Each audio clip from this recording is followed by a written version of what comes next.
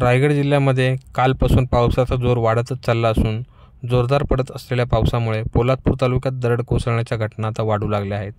नुकतेच काल जोरदार पडत असलेल्या पावसामुळे कशेडी घाटामध्ये कशेडी बोगद्यापासून 200 मीटर अंतरावर महामार्गावर दरड कोसळण्याची घटना घडलेली असून जवळपास 1 तास महामार्गावरील वाहतूक ठप्प होती. सदरची दरड आता बाजूला करण्यात आलेली असून काल ही घटना ताजी असताना पोलादपूर तालुक्यातील मिनी महाबळेश्वर म्हणून ओळखल्या जाणाऱ्या कुडपण या गावी देखील दरड कोसळल्याची घटना घडली आहे. पोलादपूर कुडपण या मुख्य रस्त्यावर मातीचा ढिगारा रस्त्यावर आल्यामुळे या ठिकाणी चिखल झाला असून सदरची दरड बाजूला करावी अशी मागणी आता सध्या जोर धरत असून वाहतूक करताना या ठिकाणावरून अडथळा निर्माण होत आहे. पोलादपूर तालुका दुर्गम व डोंगराळ असल्यामुळे पोलादपूर तालुक्यामध्ये पावसाळ्यामध्ये दरड कोसळण्याच्या घटना या मोठ्या प्रमाणात वाढतच चालल्या आहेत.